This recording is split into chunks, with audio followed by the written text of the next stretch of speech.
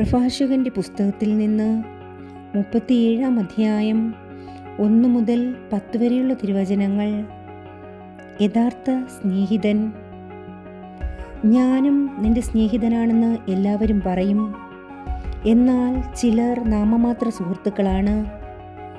സ്നേഹിതൻ ശത്രുവായി മാറുന്നത് മരണതുല്യമായ ദുഃഖമല്ലേ? ദുഷിച്ച ഭാവനയെ, ലോകത്തെ വഞ്ചന കൊണ്ട് നിറയ്ക്കുവാൻ നീ എന്തിനുണ്ടായി? ചില സ്നേഹിതന്മാർ കൂട്ടുകാരൻ്റെ സന്തോഷത്തിൽ ആനന്ദിക്കുന്നു, എന്നാൽ ആപത്ത് വരുമ്പോൾ അവനെതിരായി തിരിയും. ചിലർ സ്നേഹിതരായി സഹായിക്കുന്നത് ഉദരപൂരണത്തിനു വേണ്ടിയാണ്, എങ്കിലും യുദ്ധം വരുമ്പോൾ അവർ അവനു വേണ്ടി പരിചയമായി നിൽക്കും.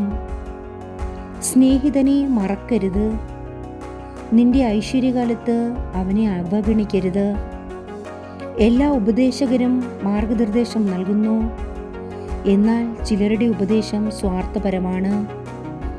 ഉപദേശകനെ സൂക്ഷിച്ചു കൊള്ളുക, ആദ്യം അവൻ്റെ ലക്ഷ്യം ഗ്രഹിക്കണം. അവൻ നിന്നെ ചതിച്ചെന്ന് വരാം, സ്വാർത്ഥ ലാഭമായിരിക്കാം അവൻ്റെ ഉന്നം.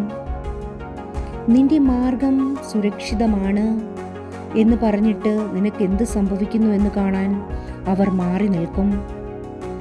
നിന്നെ സംശയിക്കുന്നവരോട് ഉപദേശം ചോദിക്കരുത്, അസൂയാലുവിനോട് നിന്റെ ലക്ഷ്യം വെളിപ്പെടുത്തരുത്.